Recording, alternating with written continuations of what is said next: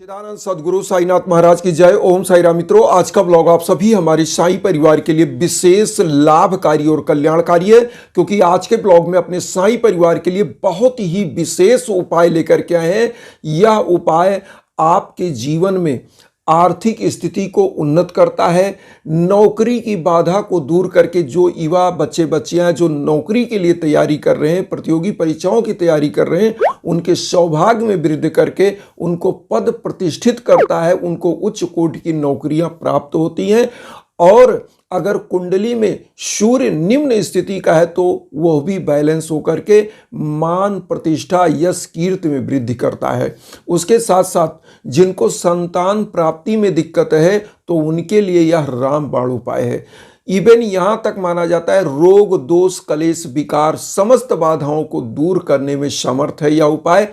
ये उपाय जो हम लेकर के आए हैं ये सूर्य देवता को समर्पित है। ऐसा माना जाता है कि वेदों के प्राण देवता माने जाते हैं सूर्य देवता, और सूर्य देवता ही एक ऐसे ग्रह है जो हम लोगों को अपने चक्षुओं से दिखाई देते हैं और दर्शन देते हैं प्रतिदिन।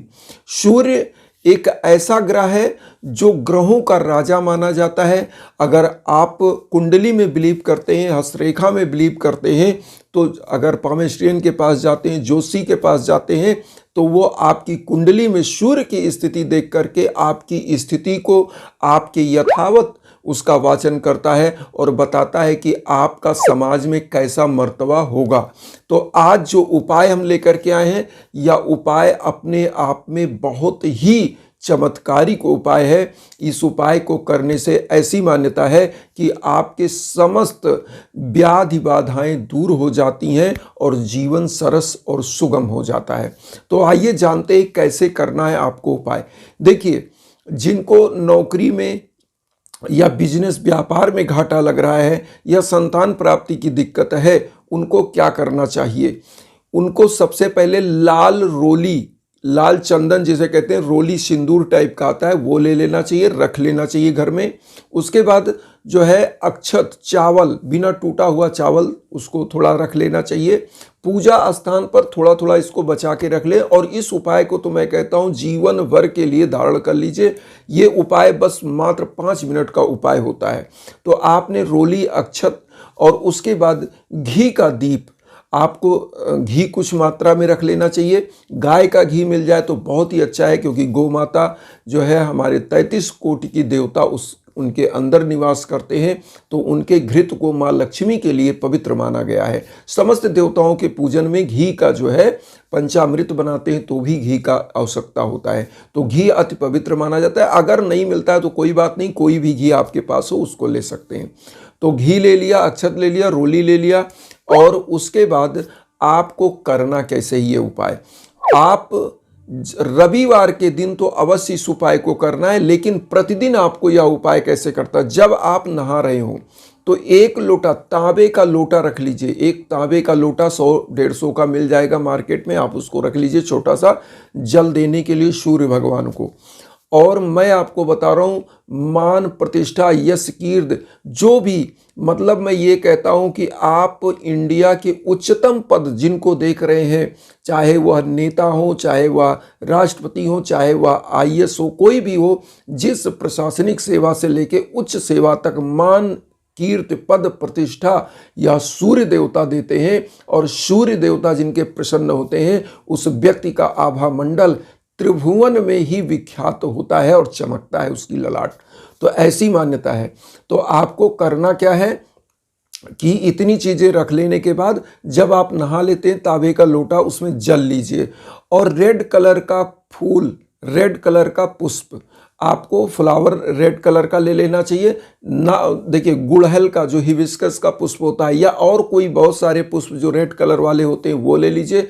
अगर रेड कलर का पुष्प नहीं मिलता है तो पीला भी आपको, गेंदे का पुष्प, बहुत सारे ऐसे पुष्प होते हैं जो आप ले सकते हैं। जल में डालिए, थोड़ा अक्षत डालिए, रोली डालिए और सूर्य भगवान का कोई एक मंत्र, सबसे इजी ओम सूर्य देवाय नमः, उसके बाद ओम घृण सूर्याय नमः। इन दोनों मंत्रों में से जो आप कर सकें उसको बोलते हुए धीरे धीरे जल, ऐसा जल गिराइए कि जल आपके पैर पर छिट्टा ना पड़े। या तो कोई पात्र आप रख लीजिए, सूर्य भगवान के सम्मुख पूरब की तरफ मुंह करके आप धीरे धीरे जल दीजिए, जल दीजिए। और उसके बाद आपके घर में अगर केले का वृक्ष हो तो उसमें भी थोड़ा सा जल आपको देना चाहिए, जो भगवान विष्णु माँ लक्ष्मी का प्रतीक है, तो उसमें भी आप जल दीजिए और अगरबत्ती लगाइए।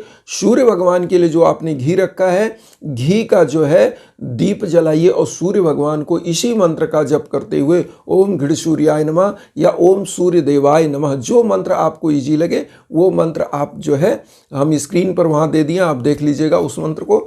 और उस मंत्र को आप बोलते हुए दीप दिखाइए सूर्य भगवान को, उसके बाद प्रणाम करिए। अगर आप कहीं ऐसे जगह रहते हैं जो कहेंगे कि हम नहीं जल चढ़ा सकते, बाहर कहाँ जाएंगे, हमको सूर्य दिखते नहीं, क्योंकि हम फ्लैट में रहते हैं, बहुत जगह दिक्कतें होती हैं, तो आपको क्या करना चाहिए, रविवार के दिन आदित्य हृदय स्तोत्र का पाठ करना चाहिए। आदित्य हृदय स्तोत्र सूर्य देवता की एक प्रकार से प्रार्थना की एक छोटी सी किताब आदित्य हृदय स्तोत्र आपको 15, 20, 25 रुपए की मिल जाएगी। आदित्य हृदय स्तोत्र ले लीजिए और उसका आप पाठ करिए। आप सुबह भी कर सकते हैं, शाम को भी कर सकते हैं आदित्य हृदय स्तोत्र का पाठ। इससे मान्यता ये होती है कि आपके हाथ में भी सूर्य रेखाएं बलवान होती है, आपकी कुंडली की सूर्य रेखा, कुंडली में सूर्य अच्छी स्थिति पोजीशन में हो जाता है। और दूसरा चीज़, अगर आप आदित्य हृदय स्तोत्र का पाठ करते हैं और संकल्प लेके, अगर आपको संतान प्राप्ति में दिक्कत चल रही है तो आदित्य हृदय स्तोत्र का पाठ करने से संतान प्राप्ति की भी संभावना बढ़ जाती है। जिनको इवन यहाँ तक अगर मेडिकली वो बहुत ज़्यादा परेशान, मेडिकल जाके दिखा के परेशान हैं, तो मैं कहता हूँ दुआ और दवा दोनों होना चाहिए। तो आप क्या करिए, आदित्य हृदय स्तोत्र का पाठ करिए, संतान का संकल्प लेके प्रभु हमको संतान दीजिए। और ऐसी माताओं को क्या करना चाहिए, लाल पुष्प डाल करके, रोली चंदन अक्षत डाल करके ऐसी माताओं को भी सूर्य भगवान को अर्घ देना चाहिए, जल देना चाहिए। और उसके बाद वो भी आदित्य हृदय स्तोत्र का पाठ कर सकती हैं। जिनके युवा बच्चे बच्चियां हों जो शिक्षा के क्षेत्र में दिक्कत आ रही है, तो उनको पीला हल्दी ले लेना चाहिए, थोड़ी हल्दी डालें, चावल डालें और पुष्प, और सूर्य भगवान को कोई भी मंत्र, आदित्य हृदय स्तोत्र तो जरूर पढ़ें जो विद्यार्थी होते हैं, क्योंकि उनका यही सपना होता है, उनका लक्ष्य भी होता है कि शिक्षा ग्रहण करके कोई उच्च क्षेत्र में नौकरी मिले। और जिनका बिजनेस व्यापार में दिक्कत है उनको तो लाल पुष्प डाल करके ही जो है, और लाल रोली चंदन डाल करके ही जो है जल देना चाहिए। तो ऐसी मान्यता है, सूर्य जब उच्च स्थिति में पहुंच जाता है तो आपकी आभा मंडल को बढ़ाता है, मतलब यश कीर्त मान पर्थ प्रतिष्ठा देता है। और सूर्य की पूजा के हम लाभ बता दें, शत्रुओं के विनाश को भी यह सिद्ध करता है, क्योंकि कोई शत्रु आपका बाल बांका नहीं कर सकता। रोग दोष को भी दूर करता है, इवन यहाँ तक माना जाता है हड्डियों के कारक सूर्य भगवान है। अगर हड्डी का कोई रोग आपको होता है तो उसके विकार को भी दूर करते हैं। आपके जोड़ों के दर्द की समस्या है तो सूर्य की पूजा करने से वह भी दूर होती है, रोग दोष दूर हो जाते हैं। और सूर्य की पूजा करने से सुख समृद्धि आती है, माँ लक्ष्मी का निवास होता है। तो इसलिए, और आप सब जानते हैं कि सूर्य हमारे क्षितिज पर जब होता है तो पूरा विश्व प्रकाशमान होता है। इसी प्रकार से जब सूर्य की पूजा करते हैं तो आपकी पूरी जिंदगी रोशन हो जाती है और प्रकाशमान हो जाती है। आपका यश कीर्त जो है तीनों भुवन में ही विख्यात हो जाता है।